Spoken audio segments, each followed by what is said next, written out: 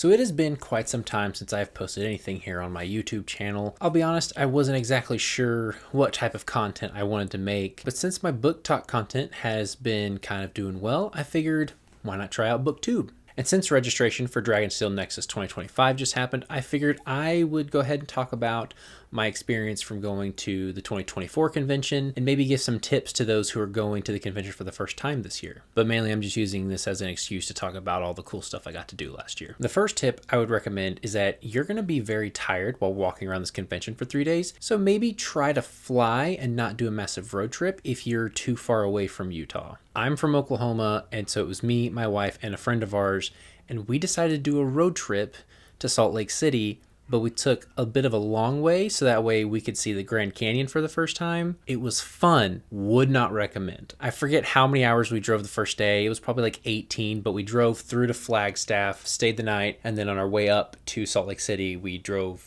an hour and a half out of our way and then an hour and a half back, so that way we could see the Grand Canyon. And it was really fun. I'm glad we got to experience that, but that amount of hours in a car is awful. I've done it a couple other times in my life. I think it was like a 24-hour car ride total. But I like road trips.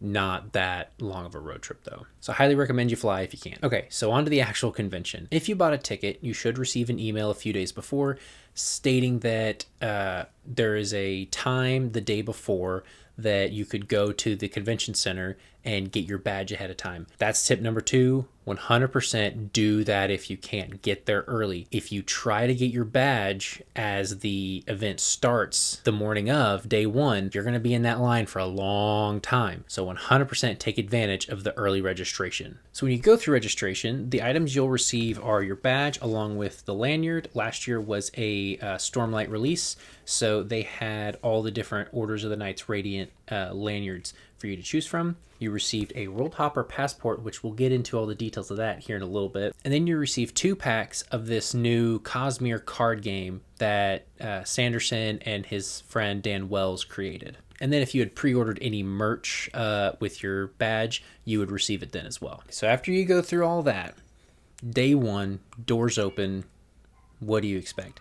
This year's going to be a little different because they didn't do VIP tickets this year. Last year, if you bought a VIP ticket, you got an hour early access into the booths. This year, they're doing it differently. There's no VIP tickets, but you can purchase an early access voucher for specific days. So all the booths that you can visit are anything from game vendors to authors to artists. There were a couple different booths that were just about like D&D furniture and tables. There's going to be a lot of art vendors there, people trying to sell their art, or you get to meet some artists that have worked with Sanderson on a lot of the Cosmere stuff. There was a booth for Brotherwise Games, the people who did the Mistborn deck building game. They also made the Cosmere RPG. And my actual favorite booths to go to were the authors themselves. A lot of them were indie authors, so I got to meet a lot of really cool up-and-coming authors who had some really interesting books. But I think my favorite booth was I got to meet Wesley Chu, the author of the War Arts trilogy. He also co-wrote a couple books with Cassandra Clare, my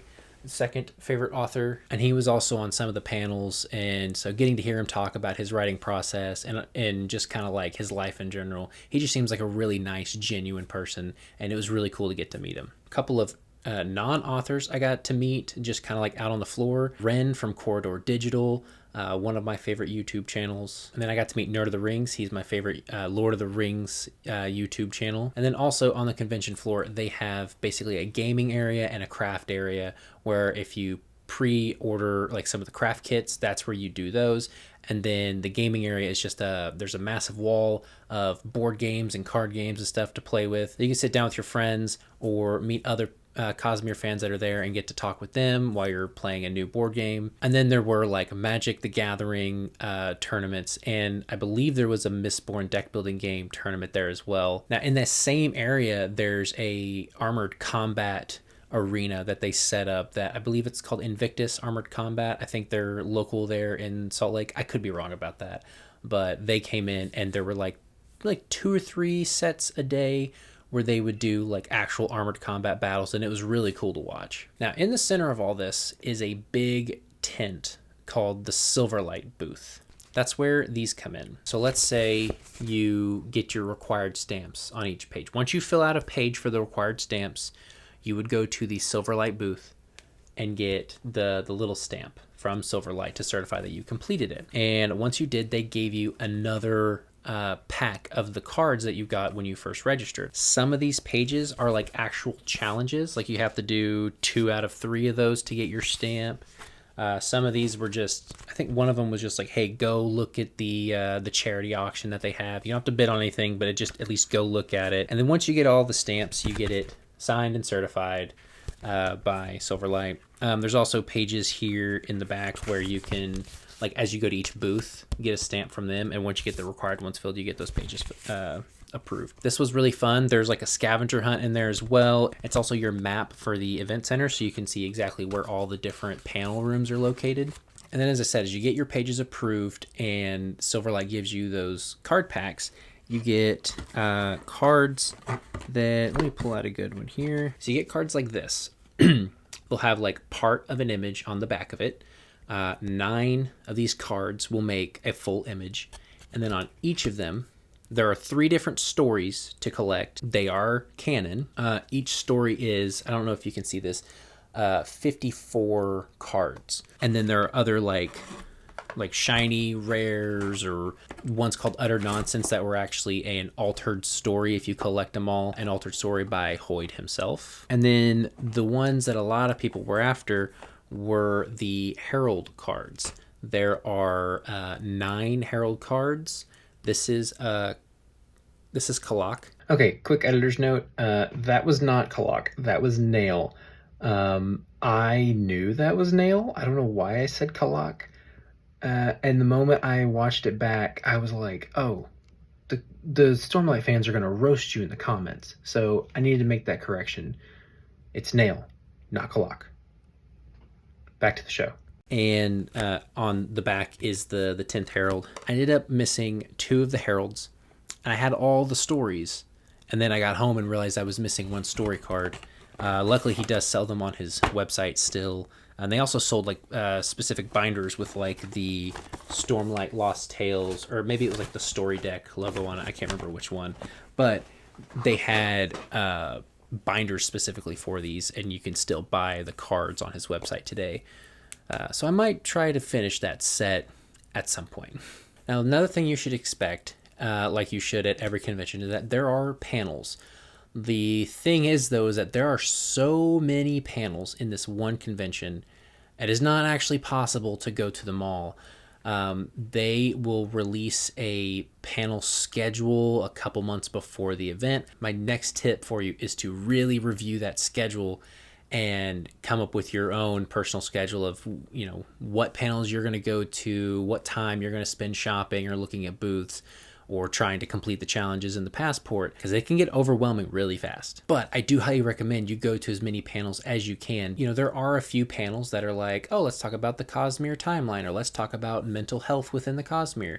But then there's also panels where you get some like really good authors that are talking about things like just magic systems or world building. There's a lot of like panels that feel like creative writing classes, but because it's by people who are all in the industry, it never feels like just a boring lecture. It's like a really fun, interesting conversation. That's mainly the reason why my wife and our friend went, because they're both writers and they wanted to do all that stuff. I went and did all the fun stuff. I did go to some of the panels, and I do wish I went to more, but I still had a lot of fun. Obviously, all the big panels that have Sanderson himself will be in the big Roshar room. That's the big room where he does like his keynote at the end of night 1.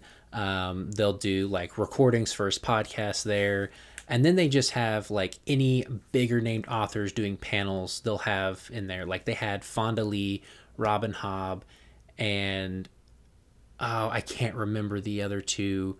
There was like a women in fantasy panel in that room that was really cool to watch. And I have not read Robin Hobb or Fonda Lee, but listening to them talk and their process and like their life story really made me just want to bump them up my TBR. And then there was also a panel in there with Sanderson, Dan Wells, Robin Hobb, and Matt Dinneman. And at the time, I hadn't read Dungeon Crawler Carl, and looking back on it, I'm regretting not trying to like go up there and like snag a picture or get an autograph with him, because Dungeon Crawler Carl has become like one of my favorite series. But yeah, there's not just a bunch of indie authors there. There's a lot of like big name people. I think Christopher Paolini was there a few years ago.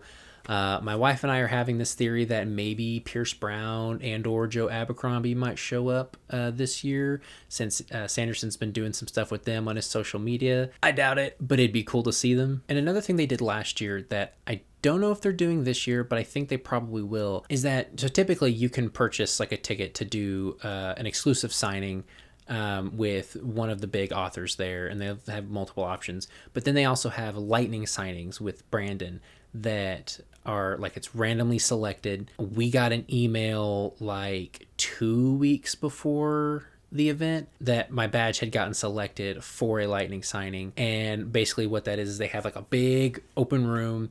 They lined people along the wall in like a horseshoe shape, and then did another line in front of them. And then he came in, and you were supposed to have your book open or whatever you were signing, just have open, and he would come by with his marker, sign it real fast, say hello, and move on. You weren't supposed to stop him to take any pictures. If he wanted to stop and chat for a second, or get a picture with you because you were wearing like an awesome cosplay or something, it was allowed if he chose to. So because I couldn't stop to get any pictures with him, I was wearing a jacket, and I had like a little zipper pocket here, and I just had my phone here with my camera sticking out so I could record him as he walked by and talk to me. And I don't know if you can see it, this is an arc of Way of Kings that I found at a Half Price Books in Dallas like a year before. And so here's his reaction to seeing that. Woo!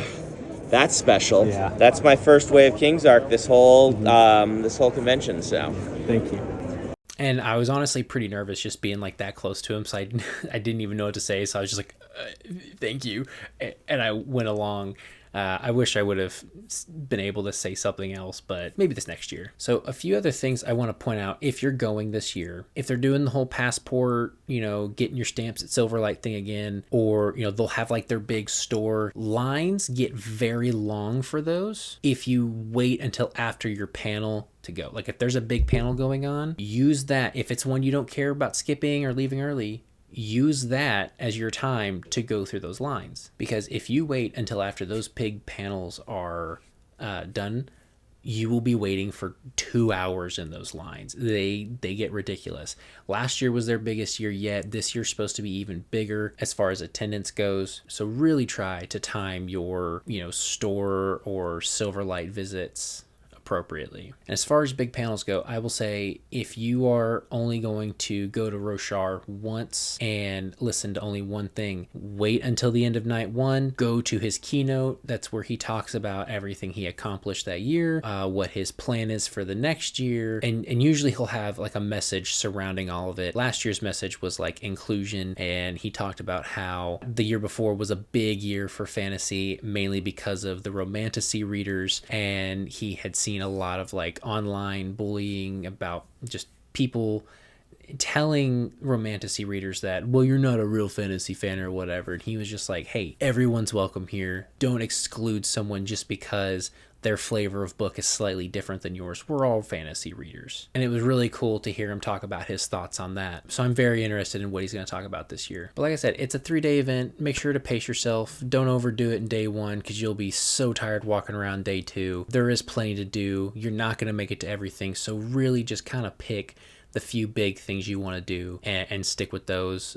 There's always next year. So I know I kind of just like ran through all this really fast. I'm not used to the long form content just yet, so bear with me here on the YouTube channel. I am just going to be doing book content from here on out, but I would like to do a lot more Cosmere content as well. So if there's anything specific you guys are wanting to see from me, let me know down in the comments. I'd love to hear from you, and make sure to like and subscribe, and we'll see you next time.